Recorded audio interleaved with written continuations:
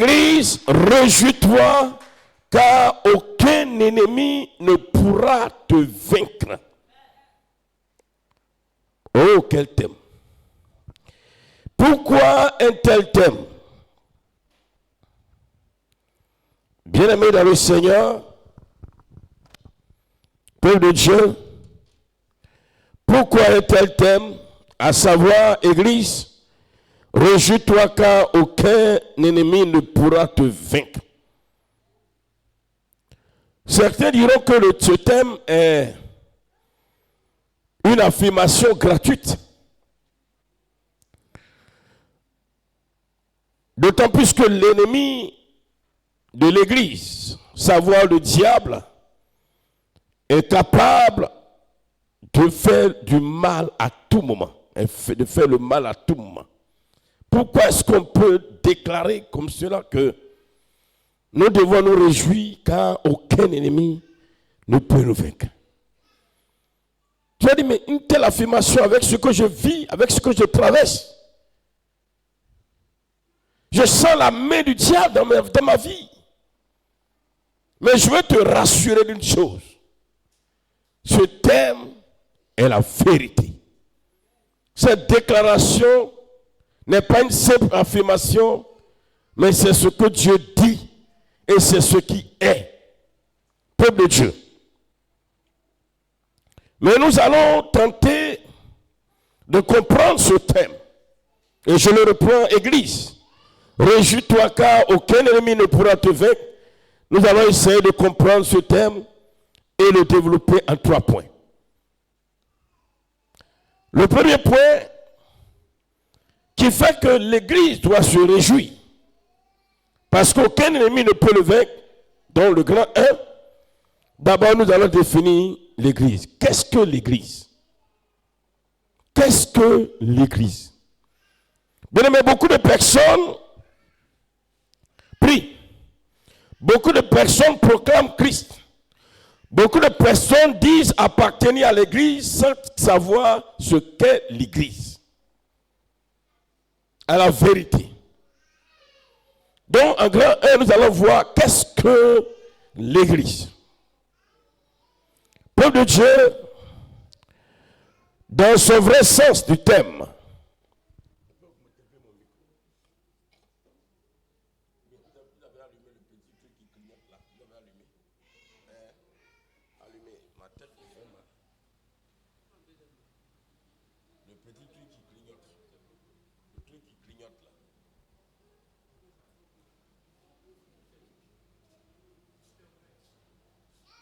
ok. Je disais que voilà, c'est bon. Dans son vrai sens du thème, selon la Bible, l'Église est décrite comme étant le corps du Christ. Le corps du Christ. Le corps du Christ. Le corps du Créateur. Le corps de celui qui est la lumière. Comme nous avons vu dimanche, le Créateur c'est Christ, le Créateur c'est la lumière. Donc l'Église c'est le corps de celui qui est le Créateur, de celui qui est la lumière. Ainsi donc les croyants, à la vérité ceux qui ont accepté Jésus-Christ comme Seigneur et Sauveur, quelle que soit leur origine, quelle que soit la communauté à laquelle chacun appartient, alors ces croyants forment un seul corps par leur esprit. Par leur esprit, ils forment un. Dans le physique, chacun a un chez soi. Dans le physique, l'homme a sa femme, la femme a son mari, l'homme a ses enfants, la femme a ses enfants, chacun a ses parents. Ça, c'est dans le physique. Dans le physique, chacun a son ethnie, a sa langue. Mais quand on dit dans le spirituel, c'est-à-dire notre esprit, l'esprit de ceux qui réellement appartiennent à Christ, mon esprit, ton esprit, l'esprit de chacun de nous, nous sommes un seul. L'esprit n'a pas d'ethnie. L'esprit n'a pas de langue. C'est pourquoi Jésus a dit que à la résurrection, chaque homme n'aura pas de femme.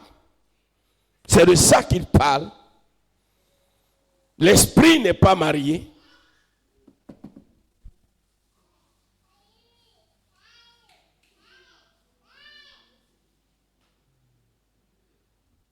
L'esprit n'est pas marié.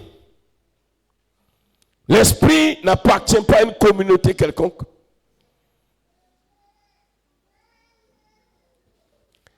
C'est le corps qui vient à l'église AEC. C'est le corps qui va à l'église Assemblée de Dieu. C'est le corps physique qui va à l'église SEMA, à l'église Vase d'honneur, à l'église, bon, je ne sais pas, quelle que soit la dénomination, c'est le physique qui va là-bas, qui rentre dans le temple. Mais l'esprit n'a pas de communauté.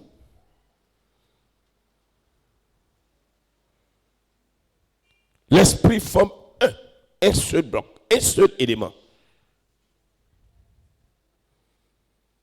Et c'est les esprits de tous ceux qui, en vérité, ont accepté Jésus-Christ, qui forment un. C'est cet esprit-là qui est le corps de Christ, qui est l'Église. 1 Corinthiens chapitre 12,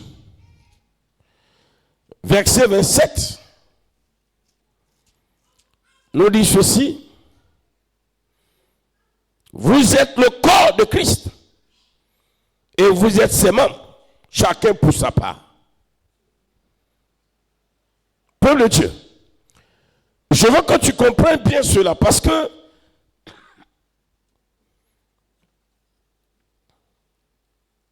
la nouvelle génération de chrétiens ne comprend pas ce qu'est l'Église, ce qu'est le corps de Christ. C'est pourquoi il y a des conflits de communauté, il y a des conflits de leadership, il y a des conflits d'intérêts, de dénomination. Parce que les chrétiens ne connaissent pas réellement ce qu'est l'Église. L'Église, ce n'est pas le bâtiment comme celui-ci, très beau bâtiment, ou le lieu de rencontre des croyants. C'est pas ça l'Église. Je le dis, l'Église, c'est le corps que forment tous les esprits de ceux qui sont sanctifiés, nés de nouveau, ressuscités, qui ont connu la première résurrection.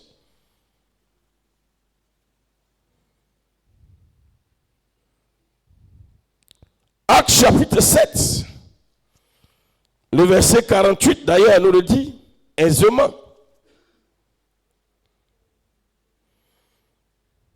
Le Très-Haut n'habite pas dans ce qui est fait de main d'homme, comme dit le prophète. Peuple de Dieu, aujourd'hui on se vante d'avoir le plus beau bâtiment, le plus bel édifice, parce qu'on se dit c'est là que Dieu est. Non. Peuple de Dieu, détrompons-nous. Dieu est avec son Église.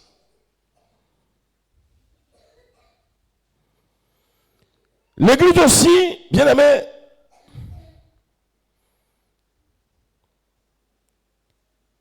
en plus d'être le corps formé par les esprits de ceux qui sont sanctifiés, qui sont nés de nouveau, l'Église aussi, en tant qu'un seul élément, est vue comme l'épouse de Christ. C'est quoi l'Église est un? Si nos esprits étaient disparates,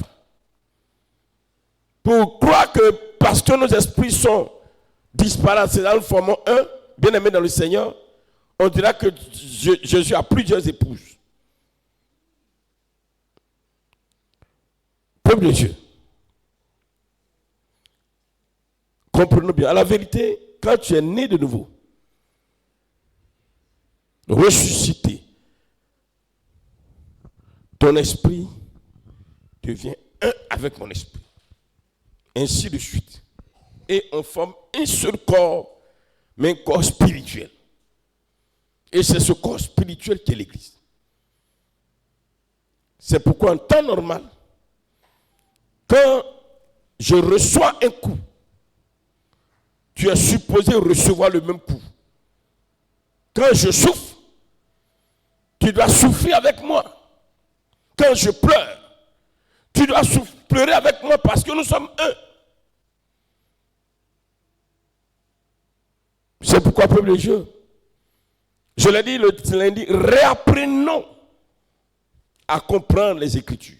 Réapprenons à prier. Réapprenons la méditation de la parole. Alléluia. Je disais que l'Église est aussi vue comme l'épouse de Christ. L'épouse unie à lui dans une relation intime et une relation éternelle. Dans le livre d'Apocalypse, l'Église est présentée comme l'épouse de l'agneau, l'épouse de Christ. Apocalypse chapitre 19, verset 7 au verset 9. Et je lis. Réjouissons-nous et soyons dans l'allégresse. Apocalypse 19, verset 7 à 9. Et donnons-lui gloire, car les noces de l'agneau sont venues. Et son épouse s'est préparée. Et il lui a été donné de se revêtir d'un fin lin éclatant, pur. Car le fin lin, ce sont les œuvres justes des saints. Et l'ange me dit, heureux, écrit, heureux ceux qui sont appelés au festin de noces de l'agneau. Et il me dit, ces paroles sont les véritables paroles de Dieu. Pour de Dieu. L'Église aussi est l'épouse du Christ. C'est pourquoi, dans le même livre d'Apocalypse, selon la révélation que Dieu va donner à Jean, il dit dans Apocalypse chapitre 3, verset 21, celui qui vaincra, je le ferai asseoir avec moi sur mon trône. Comme moi j'ai vaincu, je me suis assis avec mon Père sur son trône. Épouse, Église, époux du Seigneur. Le Seigneur t'appelle à t'asseoir avec lui sur son trône, ton époux. Et il te permet, il te fait revêtir un habit de gloire parce que tu es l'épouse. Donc, peuple de Dieu,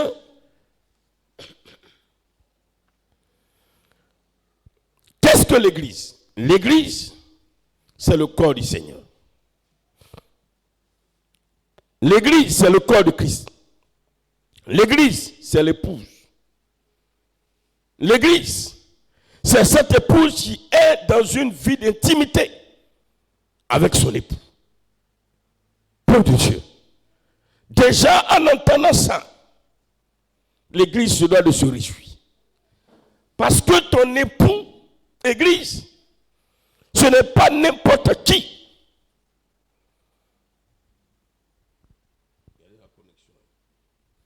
Ton époux, ce n'est pas n'importe qui. Ton époux, c'est le grand roi.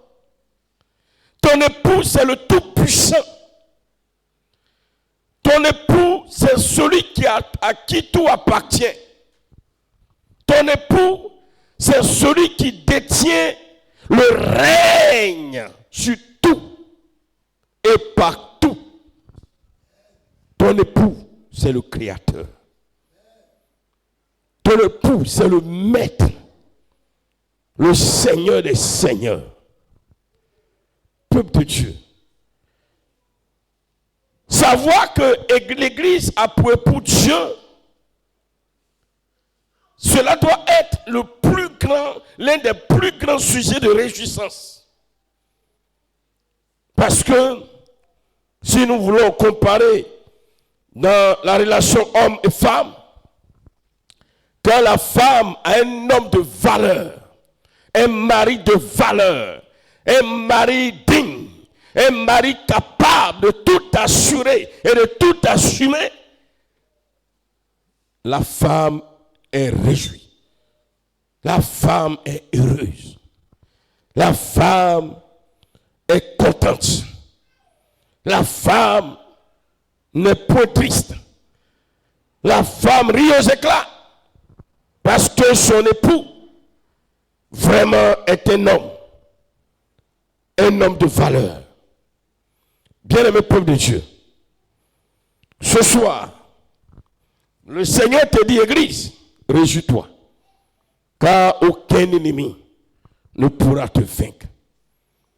Peuple de Dieu, voici déjà, dans ce premier point, ce qu'est l'Église. Savoir que l'Église a pour époux Dieu, a pour époux le Créateur, a pour époux le Seigneur des Seigneurs, ça doit être un grand sujet de joie. Alléluia. Alléluia. Alléluia. Bien-aimé peuple de Dieu, que Dieu nous bénisse. Le deuxième point pour lequel l'Église se doit de se réjouir,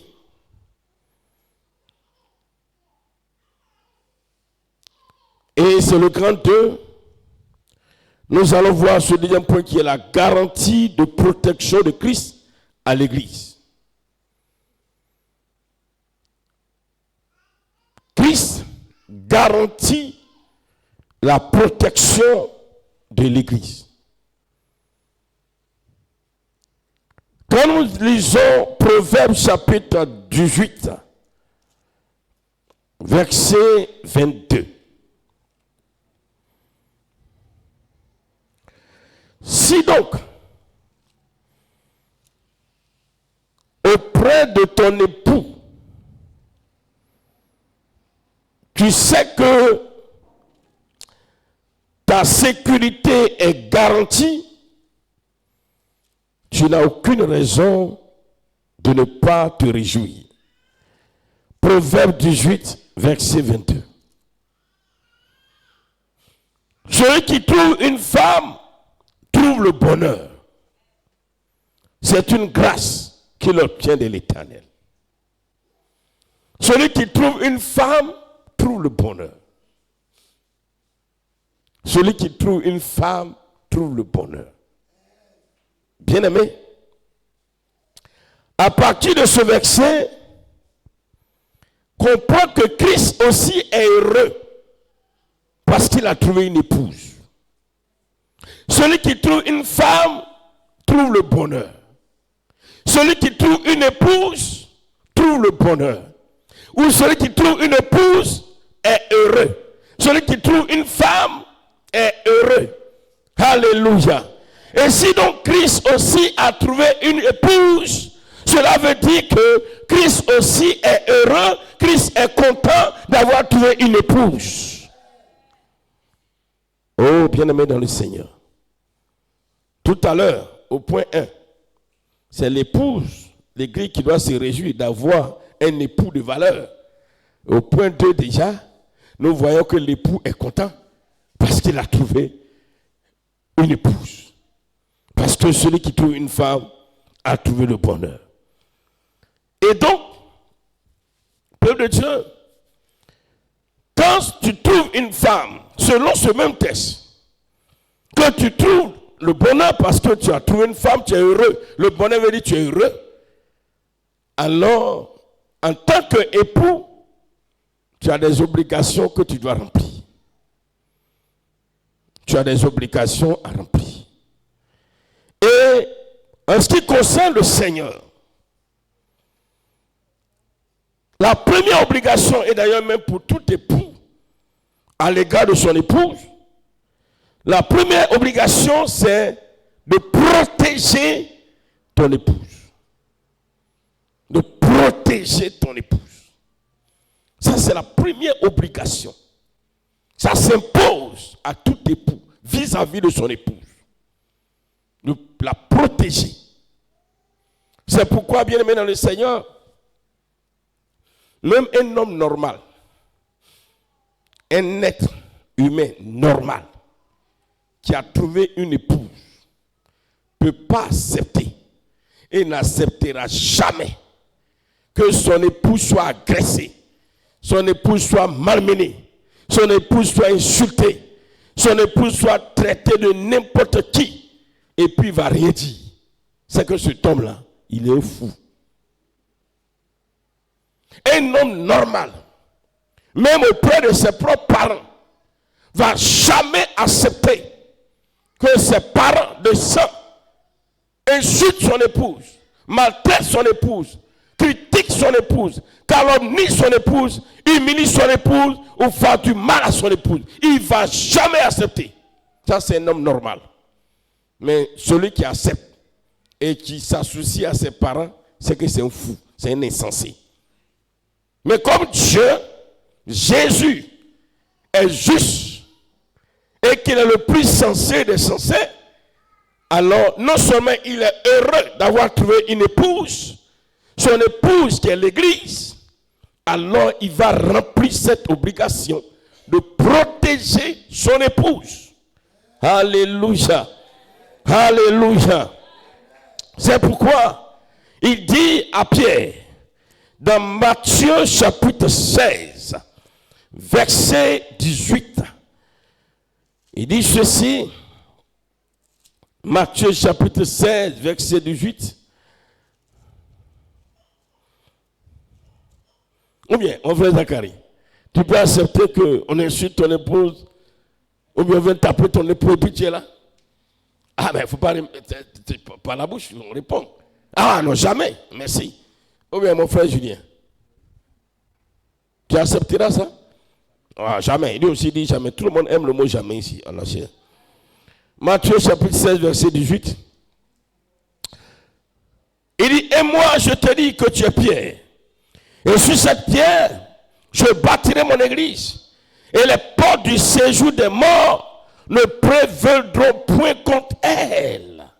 Il déclare, l'église, mon épouse, Satan et toute son armée, les gardiens de l'enfer, on a déjà vu les portes ici, les gardiens de l'enfer, les démons les plus méchants, ne pourront rien contre mon église, contre mon épouse, parce que j'ai mon devoir de veiller sur mon église. Il n'était pas en train de dire à Pierre que c'est toi qui as veillé sur l'église. Non. Il est en train de dire que puisque l'église sera mon épouse, ça quand il parlait, quand Jésus parlait, c'est pourquoi il met au futur. En ce moment, l'église n'était pas encore née. Il était encore Jésus dans son ministère. Il n'était pas encore mort. Le Saint-Esprit n'était pas encore venu. C'est pourquoi il parle au futur. Mais tout va s'accomplir à la Pentecôte, où l'église va naître. Et il déclare qu'à partir de là, où lui, il devient époux de l'épouse, heureux d'avoir une épouse, il ne permettra jamais que les esprits des ténèbres puissent alors faire du mal à l'épouse. Église, réjouis-toi. Voici ce que l'époux te dit. Alléluia. Alléluia. Ce n'est pas une parole en l'air. Comme souvent on entend les paroles à la mairie. Mais quelque temps après, on ne respecte plus nos paroles qu'on a déclarées, nous tous hommes, que nous avons déclarées à la mairie devant les hommes et devant le maire. On dit oui partout, on répond oui, nos dents sont dehors, Mais quelque temps après, on oublie qu'on a dit oui. Oui, on dit oui. Est-ce que tu vas veiller sur ta femme, tu vas la garder, tu vas la protéger? Oui. Tu ne vas pas la toucher? Oui. Tu ne vas pas la frapper? Oui. Il dit, c'est oui, mais non. Non. Tu ne vas pas la frapper? Non. En français, on dit non. Non. C'est non. C'est non. Tu ne vas pas la frapper? Tu la frapperas? Oui. Tu ne vas pas la frapper? Non. Ah, c'est non. C'est non. Alléluia. Le français est trop compliqué. Je ne peux pas me tromper ici, mon cher. Et là, pourquoi? Parce que là, c'est les débuts. Mais après, tu oublies ça. Tu oublies, c'est toi qui la soulèves. Cassius Clay Foreman. Bruce Lee et qui?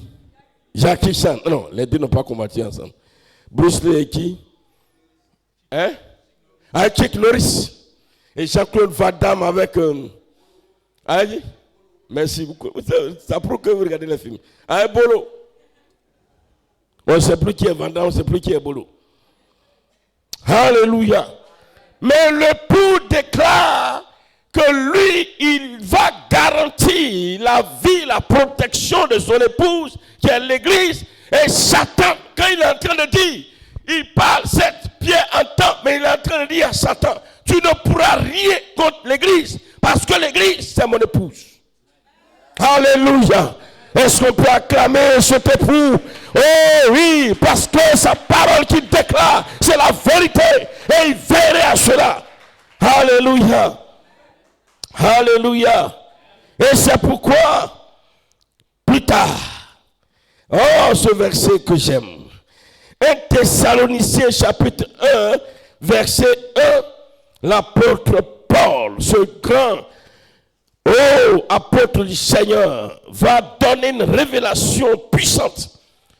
1 Thessaloniciens chapitre 1 verset 1, lorsqu'il dit, Paul et Sylvain et Timothée à l'église des Thessaloniciens, qui est en Dieu, le Père, et en Jésus-Christ, le Seigneur. Il déclare ici que l'église est en Dieu et en Jésus-Christ. Qu'est-ce que cela voudrait dire? Cela voudrait dire simplement que, bien-aimé dans le Seigneur, l'église se trouve en Jésus et Jésus est en Dieu. Quand il dit en, c'est à l'intérieur. Ça veut dire que l'église est à l'intérieur de Jésus. Jésus à l'intérieur de Dieu. Et donc, bien aimé dans le Seigneur, l'église est super protégée. L'épouse est super protégée. L'époux va garantir la protection de son époux en mettant l'épouse à l'intérieur de lui-même. Et aussi, lui aussi qui est en Dieu. Donc, du coup, l'église est en Jésus, Jésus en Dieu. Donc, quel est cet esprit qui peut toucher l'église? Quel est cet esprit qui peut toucher l'église? Bien-aimé, qu'est-ce que cela voudrait dire? Quand nous parlons de l'église, on a déjà défini ça.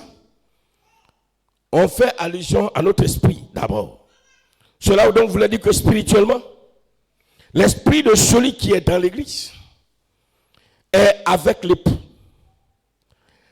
Alléluia.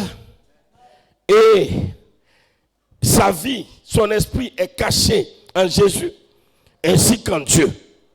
Et ça, il n'y a pas plus grande protection que ça. Il n'y a pas plus grande protection que ça.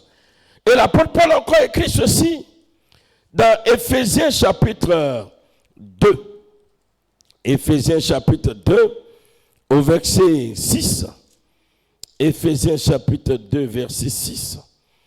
Il écrit 5 à 6. Nous qui étions morts, à partir du verset 5. Nous qui étions morts par nos offenses, il nous a rendus à la vie avec Christ. C'est par grâce que vous êtes sauvés. Il nous a ressuscités ensemble et nous a fait asseoir ensemble dans les lieux célestes en Jésus-Christ. Oh là là. Il a tout dit. Il déclare que nous sommes en Jésus. Et donc aussi en Jésus en Dieu. Et il nous fait comprendre aussi que Nous qui formons l'église, comme je l'ai dit, physiquement de corps, nous sommes sur terre, mais notre esprit est dans les cieux. Avec qui?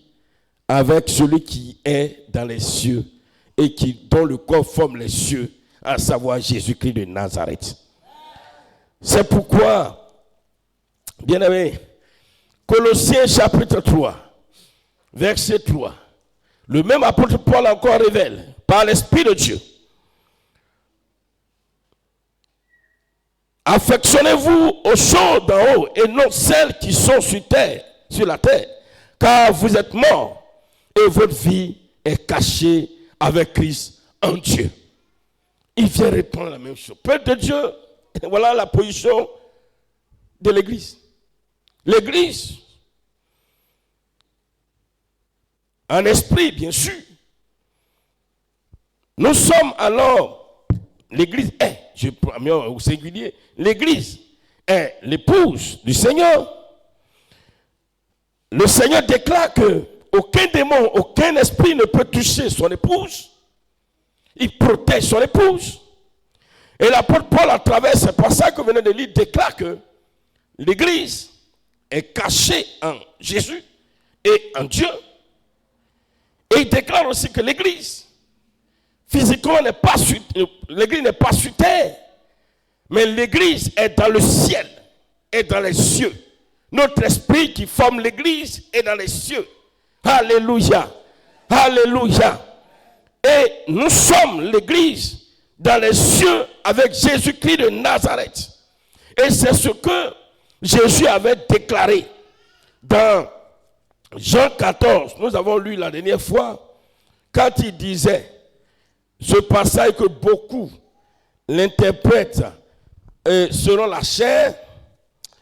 Quand il dit que votre cœur ne se trouble point, croyez en Dieu et croyez en moi. Il y a plusieurs demeures dans la maison de mon Père. Si cela n'était pas, je vous l'aurais dit. Je vais vous préparer une place. Et lorsque je m'en serai allé et que je vous aurai préparé une place, je reviendrai, je vous prendrai avec moi, afin que là où je suis, vous y soyez aussi. Il parlait de leur esprit qui va former l'église. Et il va prendre leur esprit pour être dans son royaume, avec lui, en Dieu.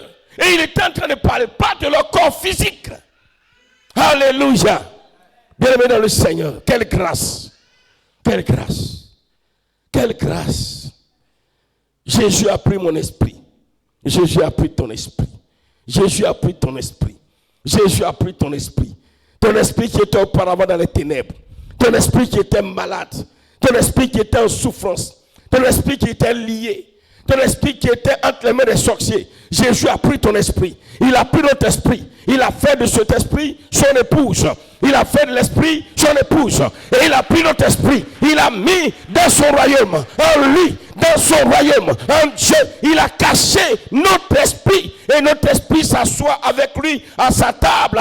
Et notre esprit mange avec Jésus-Christ de Nazareth. Alléluia. Oh, quelle grâce. Quelle grâce. Peuple de Dieu, quelle grâce. Il n'y a pas plus grande grâce que ça. C'est pourquoi il dit, moi je ne suis pas un coach. Mais je suis un prédicateur du royaume. Alléluia. Oh, quelle grâce. Quand tu entends ça, tu dois être le plus heureux au monde. Le plus heureux de la terre. Jésus a pris ton esprit. Hier, ton esprit était dans l'autel d'adoration de tes parents. Ton esprit était là-bas en souffrance. Alléluia. Ton esprit était dans les eaux. Ton esprit était dans la mer. Ton esprit était sous les cailloux. Ton esprit était dans la forêt. Ton esprit était poursuivi par les chiens, par les scorpions, par les serpents. Mais Jésus a pris ton esprit. Ton esprit était sale. Ton esprit était habillé d'habits de haillons. Mais Jésus a pris ton esprit, il a lavé ton esprit avec le sang de l'agneau. Il a revêtu ton esprit d'un habit de gloire. Et il a pris ton esprit est l'église. Et désormais, il t'a caché en lui. Chrétien, quand tu cherches ça, tu dois être toujours en joie. Parce que Même quand on te persécute, quand on t'insulte, quand on te frappe, quand on déchire ton corps, ton esprit n'est pas touché. Ton esprit est protégé. Ton esprit est gardé. Alléluia. Et ce que je dis ce soir, Satan le sait, mais ce sont les chrétiens qui sont ignorants. Satan le sait très bien. Mais les chrétiens ignorent. Parce que combien sont les serviteurs de Dieu qui parlent de notre esprit qui est primordial auprès de Dieu. C'est pourquoi il dit, je ne suis pas un coach. Parce que le coach, lui, va te présenter tout ce qui est sur terre. Comment faire pour que tu aies la plus belle maison de ton village? Comment faire pour que tu aies la plus belle maison alors de ton quartier? Comment faire pour que tu sois le PDG? Comment faire pour que tu aies l'entreprise la plus grande? Comment faire pour que tu aies des guettes privées? C'est ça le coach. Mais le prédicateur de la parole t'enseigne comment tu vas faire et ton esprit sera église et ton esprit sera protégé. Parce que c'est pour notre esprit que Jésus est mort à la croix de Golgotha. C'est pour ton esprit, c'est pour mon esprit. Alléluia. Alléluia. Pour de Dieu. Cela ne mérite-t-il pas une grande joie, d'exprimer une grande joie? Église, réjouis-toi. Réjouis-toi. Réjouis-toi, mon frère. Réjouis-toi, toi qui nous suis. Réjouis-toi si aujourd'hui tu fais partie de l'église. Réjouis-toi. Que l'on te voit en train de chanter, louer, adorer Dieu. Et c'est ce que les premiers chrétiens faisaient. Les gens les voyaient, ils n'étaient pas riches. Les gens les voyaient, ils n'étaient pas des gens éloquents pour la plupart. Les gens les voyaient, ils n'étaient pas des gens qui avaient des patrimoines. Mais ils étaient heureux. Je veux pour preuve Pierre et Jean. La Bible dit qu'on les a arrêtés, on les a frappés. Et ils étaient contents d'avoir été frappés pour le Seigneur. Parce qu'ils savent que ça là, c'est le corps. Mais leur esprit est protégé. Parce que leur esprit est l'épouse. L'époux du Seigneur. L'époux du Seigneur. Parce qu'à la fin, c'est ton esprit qui sera soit au paradis ou en enfer. Il faut que tu le comprennes. Ce n'est pas ton corps physique, ta matière qui sera au paradis. C'est l'esprit. Ce n'est pas ta matière physique qui sera en enfer, c'est l'esprit. Donc, ils se réjouissent parce que leur esprit est en Christ et en Dieu. Alléluia. Leur esprit est dans la demeure de gloire que le Seigneur a préparée. Je vais vous préparer une place. Quand je m'en serai allé, je viendrai prendre votre esprit et votre esprit sera avec moi. Oh, bien-aimé dans le Seigneur, que Dieu nous bénisse. Que Dieu nous bénisse. Que Dieu nous bénisse. Même si tu n'as rien à manger, que tu as faim, ton corps physique a faim, sache que ton esprit, bien-aimé, est avec le Seigneur en train de manger les bons plats du royaume. Alléluia. Quand je parle de bons plats, ce n'est pas les repas de la terre, mais en train de manger la présence de Dieu, en train de manger la gloire de Dieu, en train de manger, bien aimé, la réjouissance de Dieu, en train de manger la louange et l'adoration de Dieu, en train d'adorer Dieu avec les anges dans les cieux. Et ton esprit est tranquille. Satan le sait. Je vous répète une fois que Satan sait. Il connaît cette parole. Il fait tout pour que les chrétiens qui forment l'église n'aient pas la connaissance de cette parole. Et c'est pourquoi il amène l'église à considérer le physique. Il t'amène à regarder la chair. Quand on t'insulte, il te pousse à réagir. Parce qu'il dit, regarde comment on te méprise. pouvez me mépriser, mais mon esprit n'est pas méprisé. Vous pouvez me rejeter, mais mon esprit n'est pas rejeté. Vous pouvez me frapper, me dire tout ce que vous voulez. Mon esprit est dans la paix du Seigneur. Oh bien-aimé, oh peuple de Dieu, réjouissons-nous.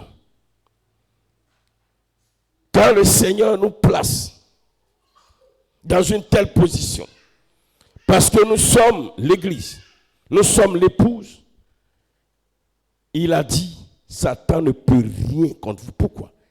Parce que notre esprit est caché en Jésus. Quand on dit en Jésus, à l'intérieur, si tu veux, de façon simple, dans le ventre de Jésus. Et Jésus aussi est en Dieu. C'est comme mon esprit est dans le ventre de Julien et Julien aussi est dans le ventre de Zacharie. Donc pour pouvoir me toucher, il faut d'abord tuer Dieu lui-même d'abord.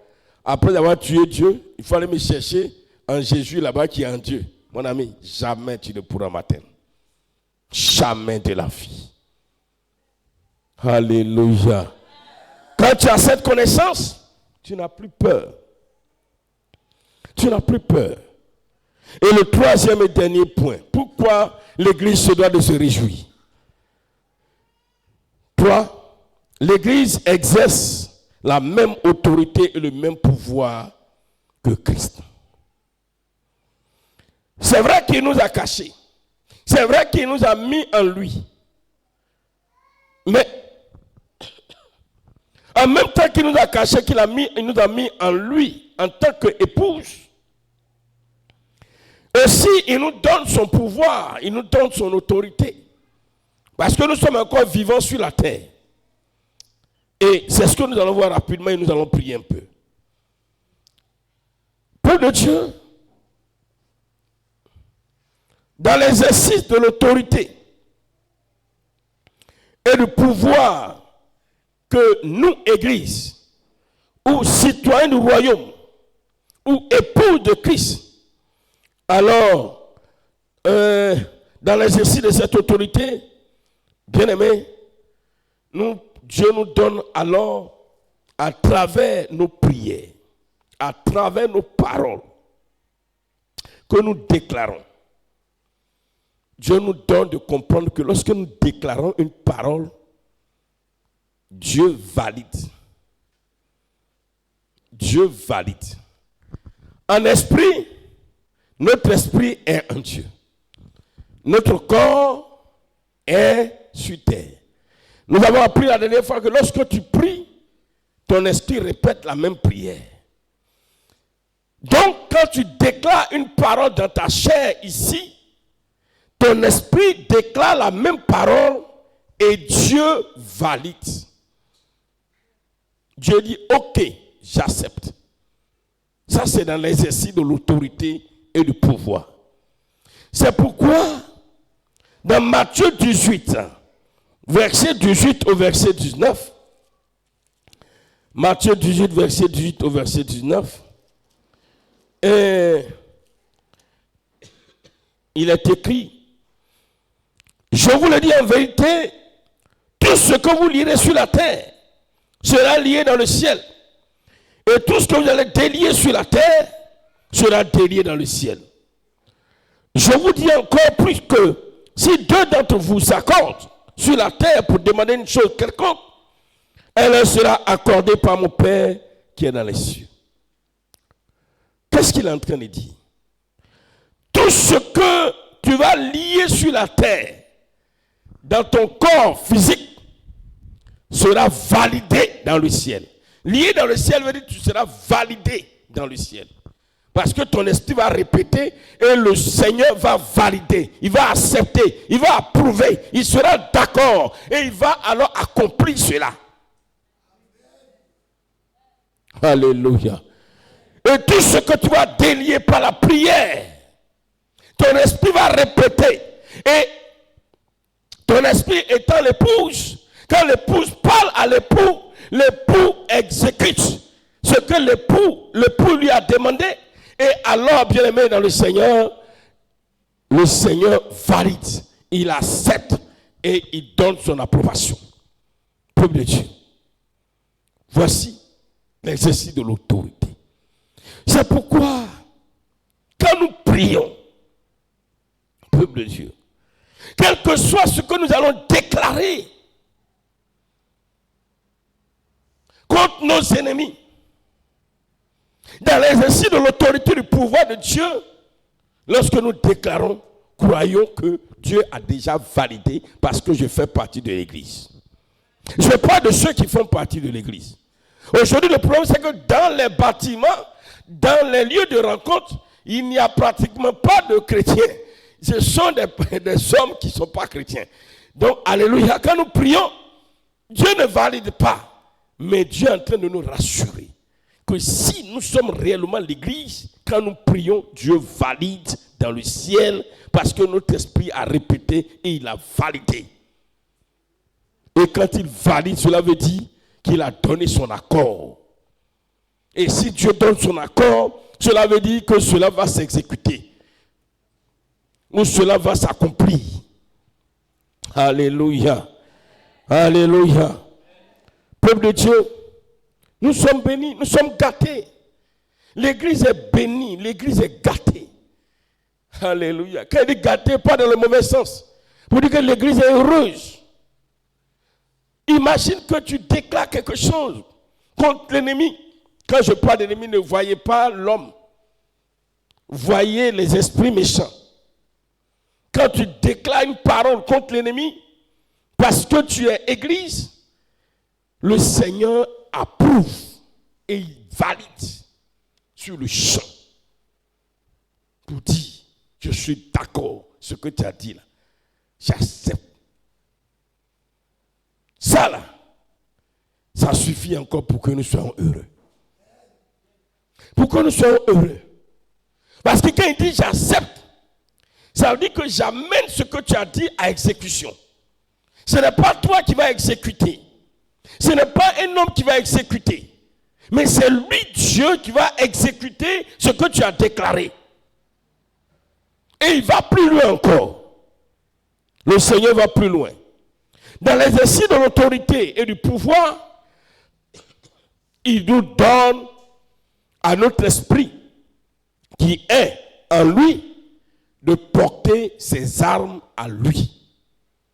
Dans Éphésiens chapitre 6, à partir du verset 13, notre esprit qui est en Jésus, notre esprit porte les armes de Dieu. C'est comme Dieu a les armes. Il dit, bon, comme tu es mon corps, Église, comme tu es mon épouse, Église, comme tu es un avec moi, Église, mes armes que j'ai, je te les fais porter. Et quelles sont les armes que Dieu nous donne? Éphésiens chapitre 6, à partir du verset 13. C'est pourquoi prenez toutes les armes de Dieu afin de pouvoir résister dans le mauvais jour et tenir ferme après avoir tout surmonté.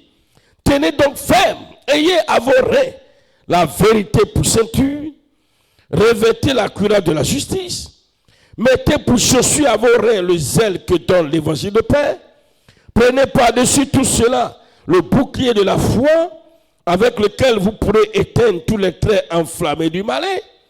Prenez aussi le casque du salut et l'épée de l'esprit qui est la parole de Dieu. Alléluia. Faites en tout temps par l'esprit toutes sortes de prières et de supplications. Veillez à cela avec une entière persévérance et priez pour tous les saints. Peuple de Dieu, je l'ai déjà enseigné ici, enseigné. Quand il dit qu'il nous donne les armes à notre esprit pour que notre esprit ou notre âme les porte, notre esprit et notre âme les portent, c'est pas que on va se mettre à prier, Seigneur, je mets le casque du salut, et puis tu tapes ta tête, je mets le casque, et puis c'est ce qui veut que ton esprit ou ton âme est en train de porter le casque. Non, c'est pas ça. Ou bien tu as dit, Seigneur, je porte les chaussures du zèle, le zèle, je prends l'épée. Non, c'est pas de ça qu'il s'agit. Bien aimé dans le Seigneur. Quand nous lisons bien, Ces armes ne sont juste que des principes de vie que Dieu nous impose en tant que des personnes qui sont en relation parfaite avec lui. Quand nous vivons selon ce qu'il nous commande, automatiquement, quand nous pratiquons ça, c'est une arme que nous portons. C'est automatique. Qu'est-ce que cela veut dire? Il dit, voilà les armes que je vous donne à vous, Église. C'est vous seulement qui avez ces armes. Voilà, les armes là, ce sont mes armes à moi. La première arme, c'est la vérité. Ici, la vérité, ici, il fait allusion à la vérité, le langage. Là maintenant, le langage. Quand tu parles, tes paroles, c'est la vérité. Tu ne mens point dans le sens de parler à ton frère prochain, parler à l'autre, c'est dans ce sens-là.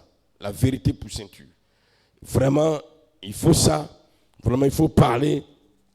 Et puis aussi, dans cette même vérité, c'est aussi la connaissance de la vérité. Et deuxième arme, c'est de revêtir la cuirasse de la justice. La justice, ici, il fait allusion au fait, bien aimé, de faire du bien. De faire du bien.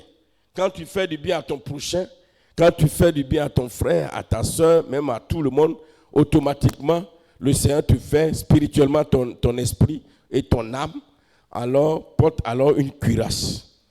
Voilà. Faire du bien, exercer l'hospitalité, ça représente la cuirasse. C'est pas que tu vas réclamer, je mets la cuirasse, je mets la cuirasse.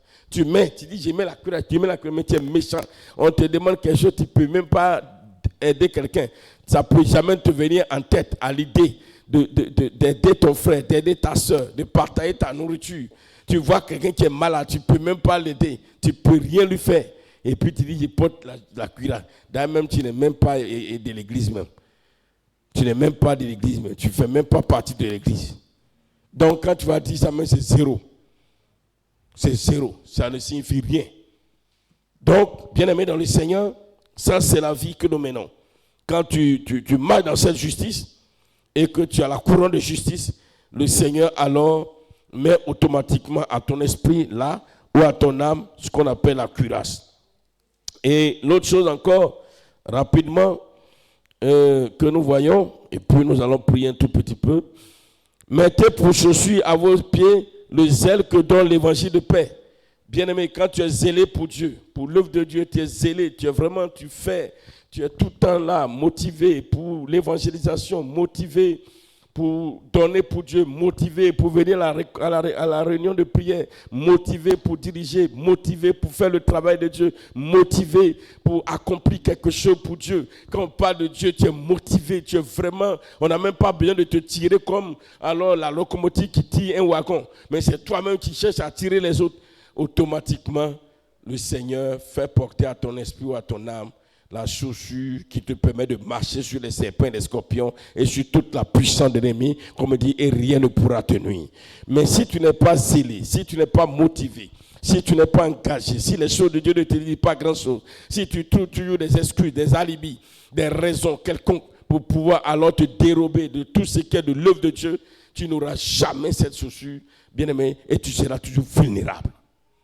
Tu seras toujours vulnérable. Ce n'est pas une affaire de... Non, et ça... C'est pourquoi quand Jésus est venu, étant Dieu, il n'a pas joué avec le ministère. Il est venu pour une raison précise. Il n'a pas joué, malgré que les gens ne l'aimaient pas, malgré que les gens le calomniaient, malgré que les gens le rejetaient, malgré que les gens l'insultaient, malgré que les gens ne croyaient pas en sa mission. Même ses propres frères ne croyaient pas, mais ça ne lui disait rien. Malgré qu'on voulait le tuer, mais ça ne lui disait rien. Il fallait coûte que vaille, qu'il accomplisse la mission pour laquelle il est venu. Bien aimé, si tu dis que tu es église, le Seigneur te donne une mission. Si tu dis que tu es épouse, le Seigneur te donne une mission. Et cette mission, il faut que tu l'assumes. Tu l'assumes. Et tu l'assumes. En tout temps, quel que soit le temps, quand les gens trouvent des raisons, non, parce que j'ai mon travail de chant, je ne peux pas. J'ai telle activité, je ne peux pas. Non, Dieu dit, tu n'es pas zélé pour Dieu. J'ai mon problème de foyer, je ne peux pas. Tu n'es pas zélé pour Dieu. Tu n'auras pas de chaussures. Tu n'auras pas cette arme-là. Le Seigneur ne va pas te faire porter. Et tu seras vulnérable. Et tu vas te plaindre en tout temps. Et les ennemis m'attaquent, les esprits m'attaquent. À la vérité, Satan ne peut pas contre un enfant de Dieu, de l'église. Jamais. Si c'est toi, on attaque toujours. C'est qu'il y a un problème. C'est qu'il y a une âme qui te manque. Oh, aujourd'hui c'est le soir. Vraiment, il y a tellement de choses à dire. On va dormir ici. Alléluia.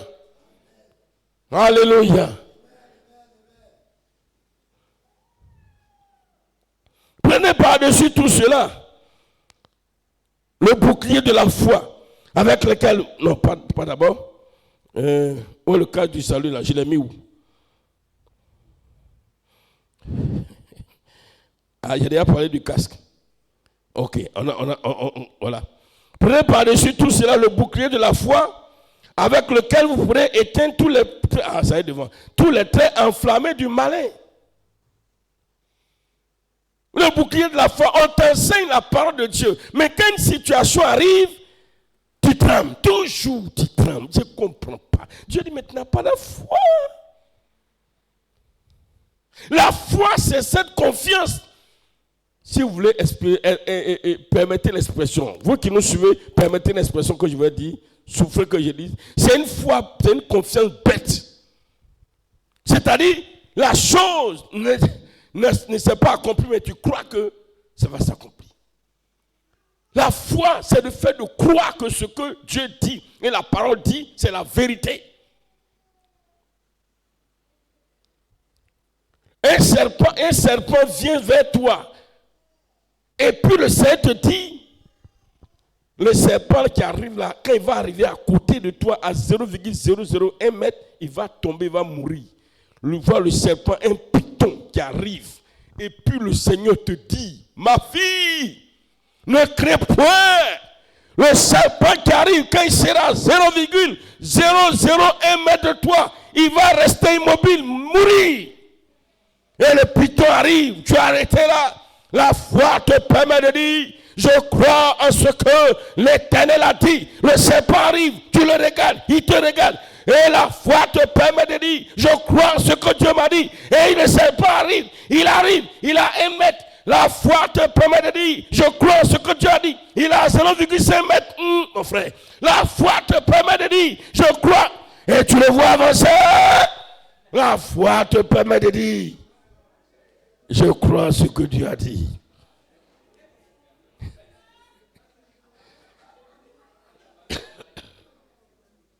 Un serpent multicolore. Parce que les serpents multicolores font très peur.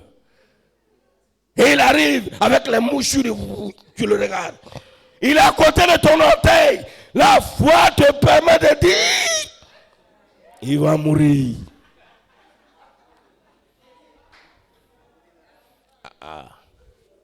Mais quand il est à 0,1 mètre, tu commences à fuir. C'est que tu n'as plus la foi. Ça arrive partout. Oui, c'est ça.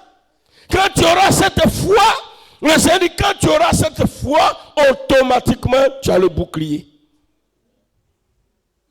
C'est automatique. N'importe dit, je vais prendre le bouclier. Non. Il te donne, dit, ouais, ça, tu as le bouclier.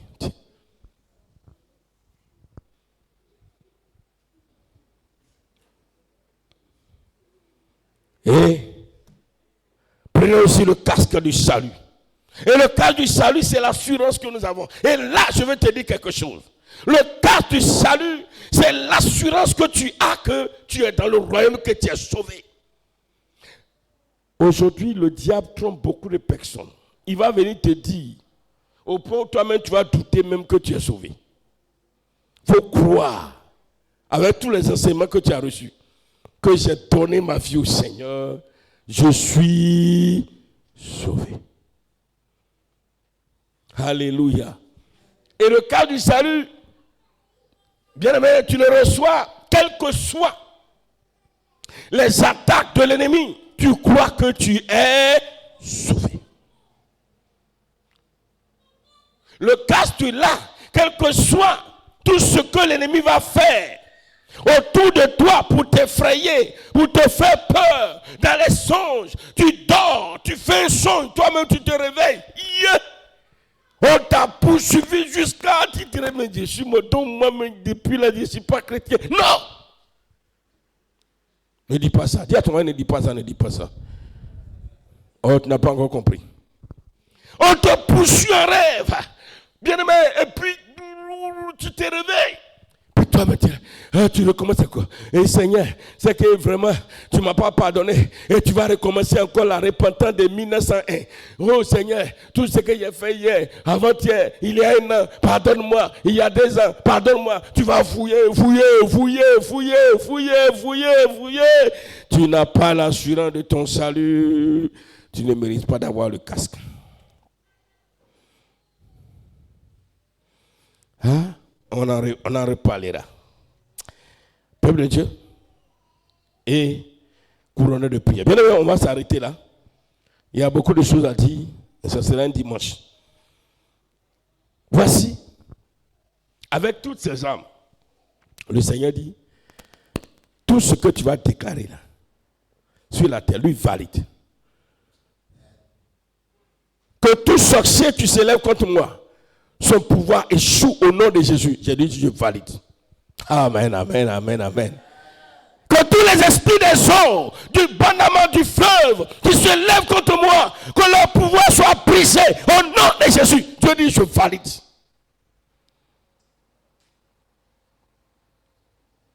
Seigneur, que tous ces esprits qui se lèvent contre mes enfants, pour que mes enfants échouent dans la vie, le Seigneur dit, je valide.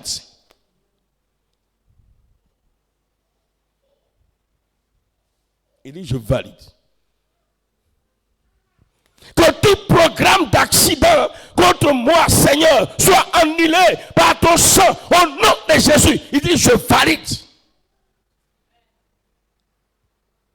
Regarde, tu parles et puis ton père te dit, je valide. Il dit, je valide. Il me dit, je valide. Il me dit, je valide. Il me dit, je valide. Il me dit, je valide. Il me dit, je valide. Et puis tu as peur.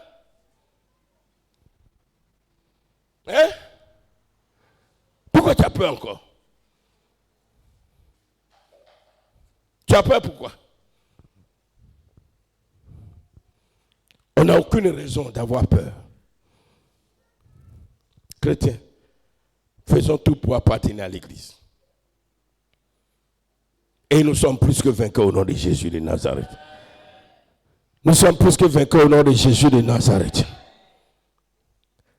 L'apôtre Paul a dit, l'apôtre Jean, je vais terminer par ce verset. 1 Jean chapitre 4, à partir du verset 2.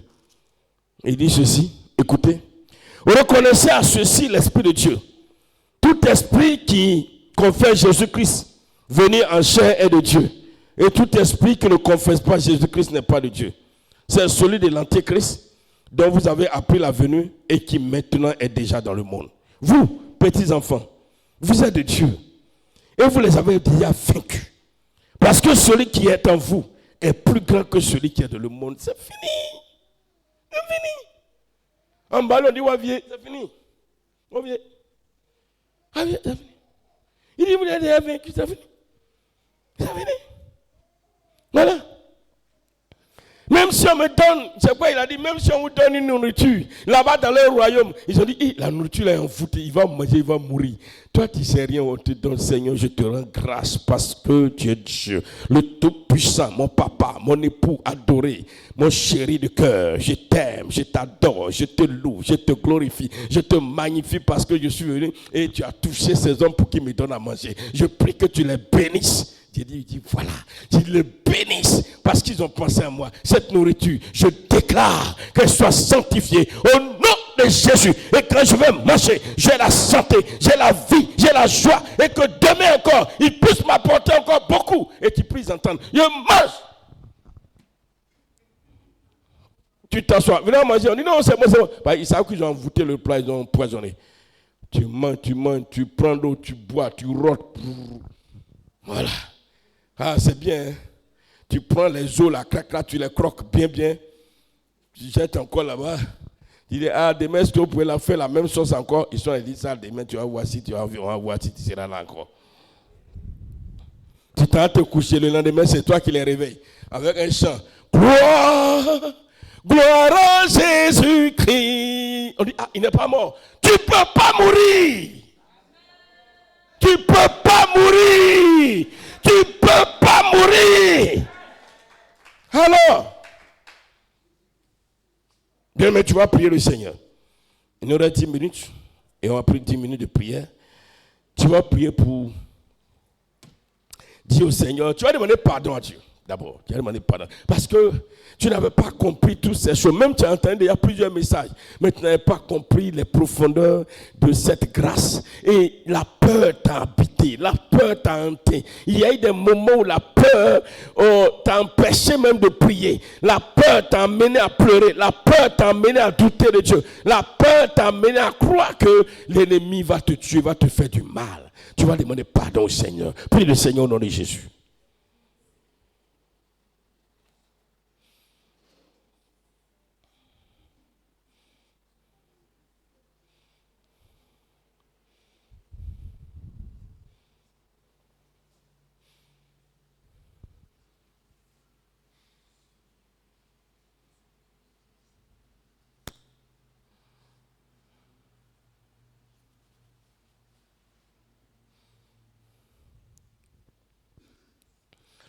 Demande pardon à Dieu, demande pardon à Dieu. Oh Jésus de Nazareth.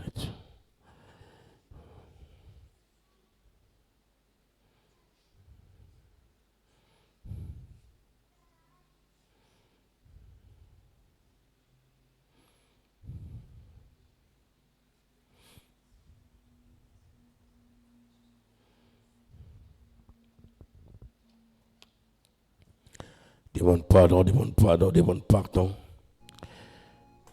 Et demande pardon à Dieu parce que tu as manqué de te réjouir.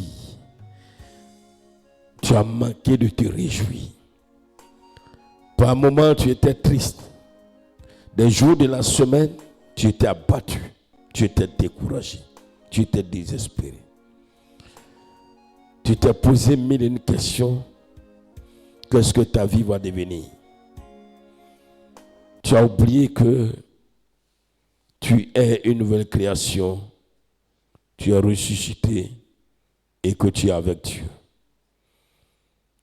Demande pardon à Dieu pour ce manque de réjouissance. C'est pourquoi le Seigneur pouvait dire à travers l'apôtre Paul, réjouissez-vous, réjouissez-vous, je vous le dis, réjouissez-vous. Réjouissez-vous seulement. Réjouissez-vous seulement.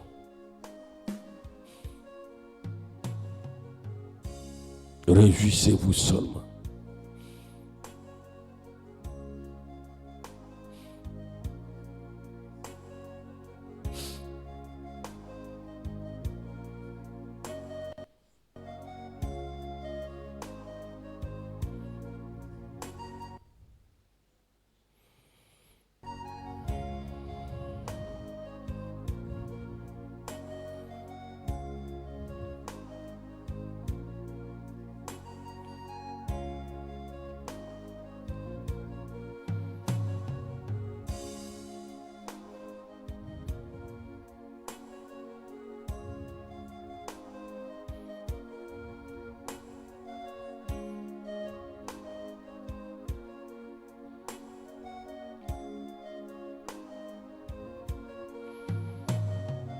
Et demande au Saint-Esprit de te faire vivre une vie de joie et non d'inquiétude. Parle au Saint-Esprit qui te fasse vivre en tout temps une vie de joie. Quelles que soient les réalités de la terre, quel que soit ce à quoi tu seras confronté, quels que soient les problèmes que tu vas rencontrer, Dieu Saint-Esprit, aide-moi afin que la joie ne me quitte jamais. Oui, j'ai compris aujourd'hui la grâce que tu m'accordes en tant qu'Église, en tant qu'épouse, en tant que citoyen de ton royaume. Je compris aujourd'hui, Saint-Esprit. Donne-moi de vivre toujours dans la joie.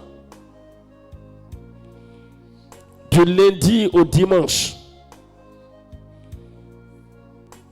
Même si je n'ai rien à manger, je n'ai point de vêtements pour me vêtir. Même si mes enfants n'ont rien à manger, que je sois toujours dans la joie. Même si tout s'écroule autour de moi, que je sois toujours dans la joie.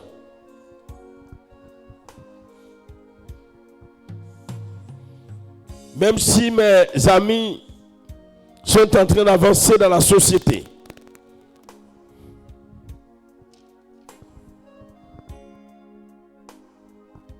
si leurs activités marchent, s'ils sont en train d'avoir la promotion et que moi qui te prie, qui te loue, je n'ai pas de promotion, malgré cela que la joie ne me quitte pas. Même si mon commerce tombe, que je suis obligé de reprendre le commerce, que la joie ne me quitte pas. Même si je porte dans mon corps un mal qui est en train de me ronger, que la joie ne me quitte pas. L'apôtre Paul a été malade durant des années. Mais malgré cela, la joie de servir Dieu ne l'a jamais quitté.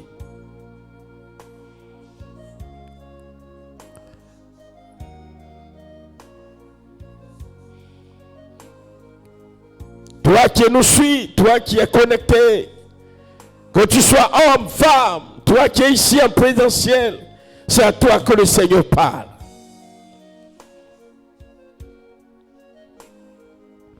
Que la joie ne te quitte point. Malgré tous les pièges que l'ennemi va te tendre, malgré les hommes qu'il va utiliser pour te faire du mal, que la joie ne te quitte pas. Vis à l'image de Joseph.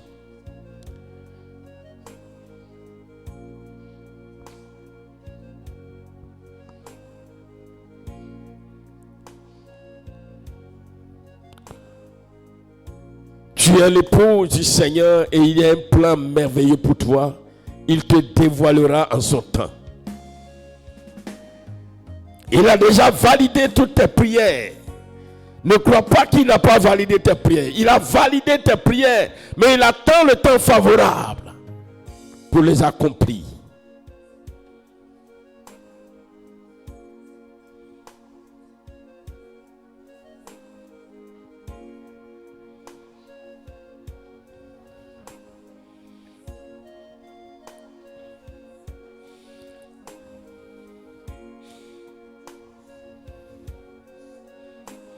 Parce que la joie ne te quitte pas, dis au Saint-Esprit, Saint-Esprit, donne-moi d'avoir une vie de prière tous les jours. Parce que tant que tu n'es pas en joie, tu ne peux pas prier. Mais si la joie est là, tu pourras toujours prier. Tu pourras toujours prier. Dis au Saint-Esprit, donne-moi de développer une vie de prière. Donne-moi de prier et de prier sans cesse.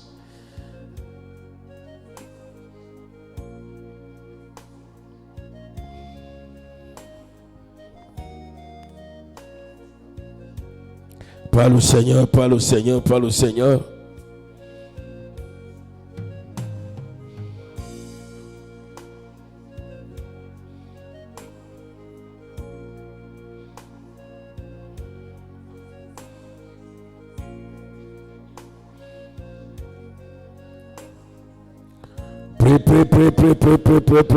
Prie pour le Seigneur bien-aimé. Il est la voix, il est la voix. Vous qui nous suivez depuis l'Europe, malgré le décalage horaire, soyez en prière.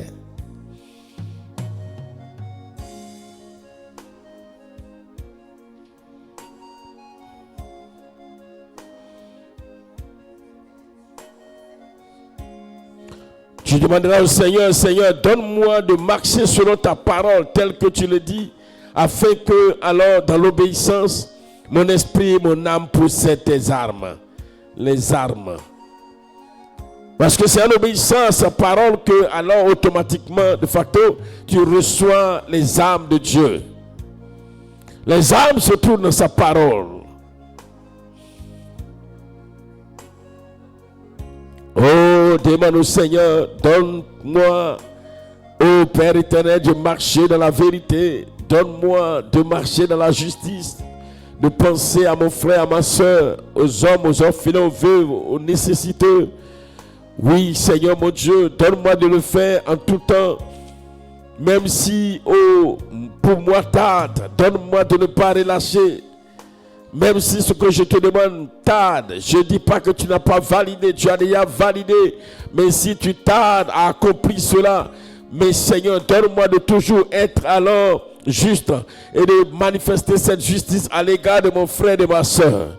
De pouvoir aider les hommes, les femmes, les veuves, les orphelins, les nécessiteux, les serviteurs de Dieu, les frères en Christ, même ceux qui ne sont pas dans le Seigneur. Donne-moi de le faire au nom de Jésus. Prie le Seigneur.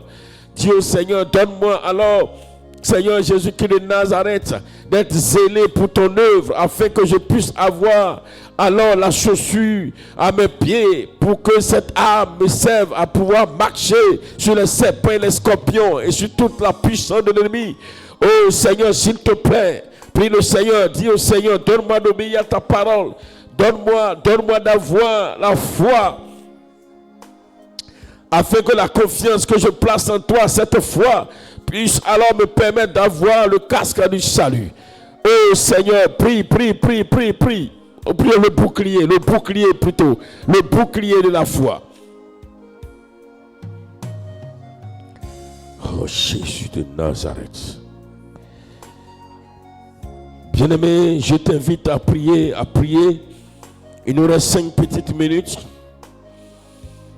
Je t'invite à prier. Ne relâche pas, c'est important. Aujourd'hui, tu comprends que tu n'es plus n'importe qui. Si réellement tu es ressuscité, si tu es né de nouveau, si tu marches dans la sanctification, bien-aimé dans le Seigneur, tu es parti de l'église, tu es l'époux de Christ. Tu n'as pas à avoir peur, tu n'as pas crainte. Ta vie est cachée en Christ.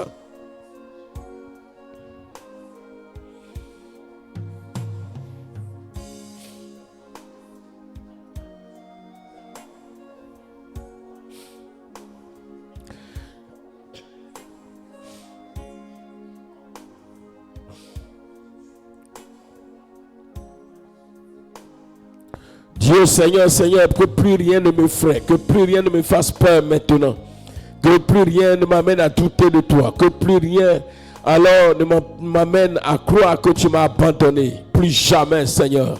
La confiance que je place en toi est une confiance totale. Et je sais que l'ennemi ne peut rien contre moi. Déclare cela maintenant, déclare cela. Il dit, petits enfants, vous avez déjà vaincu le diable, vous l'avez déjà vaincu, c'est fini.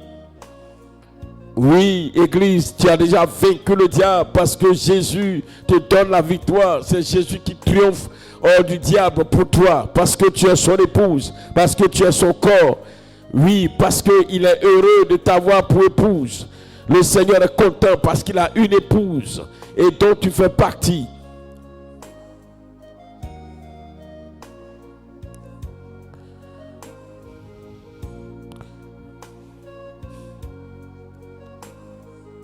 Plus jamais qu'aucun rêve, aucun cauchemar que tu vas faire ne puisse alors t'effrayer. Au contraire, présente toute situation à Dieu avec sérénité, croyant que Dieu va valider toutes tes prières. Oui, tout ce que tu vas lui déclarer, il va valider si tu fais partie de l'église. Il valide. Il donne son approbation. Il donnera son approbation.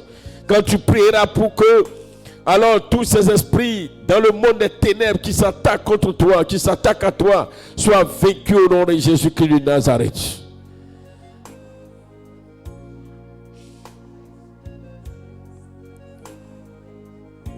Quand tu déclareras que tous les programmes élevés et élaborés par le monde des ténèbres contre toi soient détruits, soient annulés, le Seigneur valide cela dans le ciel. Il valide, il donne son approbation. Oh, quelle grâce. Peuple de Dieu, ne sois plus dans la tristesse.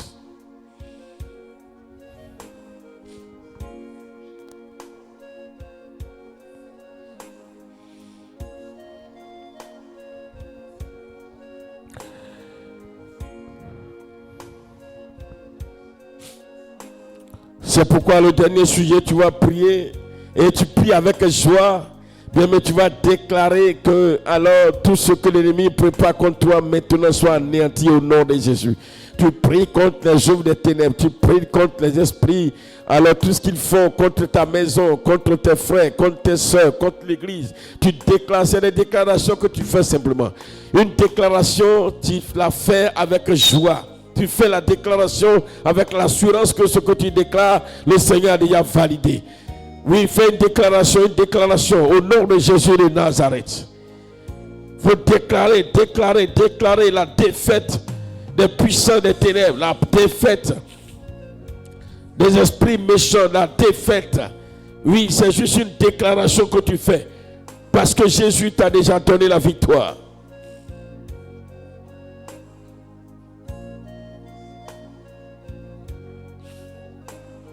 Que tout esprit qui veut alors détruire mon foyer soit vaincu au nom de Jésus. Que son pouvoir soit anéanti au nom puissant de Jésus-Christ de Nazareth. Oui, Satan, je te déclare, ton pouvoir est déjà brisé, je le sais, je t'ai déjà vaincu par la victoire de Christ à la croix. C'est pourquoi, à partir d'aujourd'hui, je te déclare que tout ce que tu vas tenter de faire contre mon foyer est annulé au nom de Jésus. Tout est annulé au nom de Jésus. Tout est annulé au nom de Jésus. Tout ce que tu fais contre mes enfants, j'annule cela au nom de Jésus. J'annule au nom de Jésus. Que tous les hommes, toutes les femmes, toutes les personnes que tu vas envoyer vers mes enfants pour leur faire du mal, ils ne pourront pas. Au nom de Jésus, face à eux, ils seront frappés de tourments. Au nom de Jésus de Nazareth.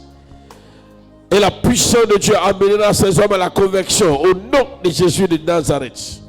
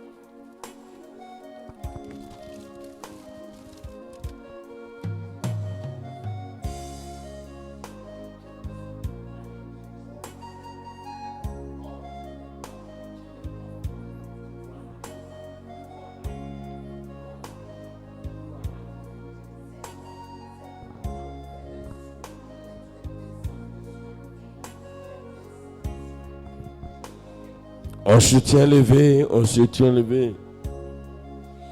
Oh mon Dieu, mon roi. On lève les deux mains vers le ciel. Oh, quelle joie. La joie, la joie. Jésus m'a délivré. C'est en lui que j'ai trouvé la joie. Jésus m'a délivré. La joie. La joie. Jésus m'a délivré. C'est en lui que j'ai trouvé la joie. Jésus m'a délivré. La joie, Jésus m'a délivré. C'est en lui que j'ai trouvé la joie. Jésus m'a délivré. La joie. La joie. Oh la joie. Jésus m'a délivré. C'est en toi, c'est en lui que j'ai trouvé la joie. Jésus m'a délivré.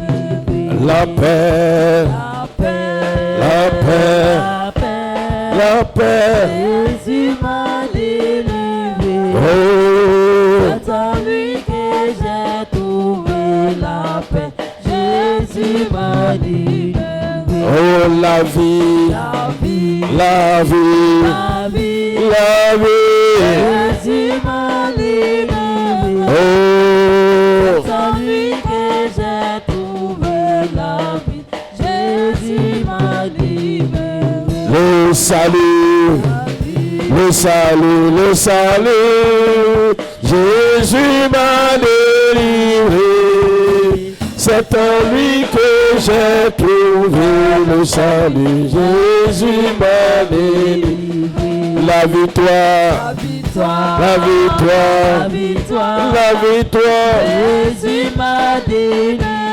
Oh, C'est en lui que j'ai trouvé la victoire. Jésus m'a délivré. merci Seigneur. Seigneur, je te bénis.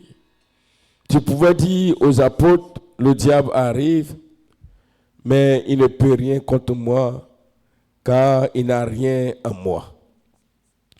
Seigneur, mon âme te bénit ce soir. Oh, quelle joie de faire partie de l'Église. Quelle joie que d'appartenir à l'Église.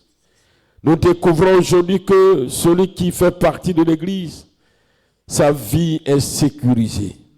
Sa vie est en sécurité. Sa vie est garantie.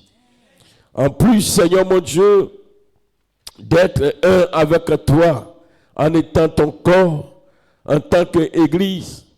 Éternel Dieu Tout-Puissant, mon roi, mon sauveur, oui, tu nous places en toi et en Dieu, et tu nous fais asseoir avec toi dans ton royaume. Ô Seigneur, et tu es heureux de nous avoir pour épouse. Quelle grâce! Et en tant qu'époux fidèle, tu veilles à ce que ton épouse soit en paix. C'est pourquoi tu garantis la sécurité de l'épouse. Tu as su cela, Seigneur mon Dieu, avec perfection. Tu l'as déclaré, Satan ne pourra rien contre ton épouse, contre l'Église. Aussi, tu nous as revêtus de tes armes, afin que, Seigneur, par ces armes, tout ce que nous allons déclarer ici-bas sur cette terre, avec notre corps d'homme, sera validé dans le ciel par toi, et cela trouvera son accomplissement certainement. À partir d'aujourd'hui, Seigneur mon Dieu, nous n'avons plus à avoir peur de Satan. Il a été déjà vaincu, dépouillé de tout à la croix. Et devant tes enfants, Satan tremble. Devant l'épouse, Satan tremble, il fuit. Il sait cela, il le sait très bien.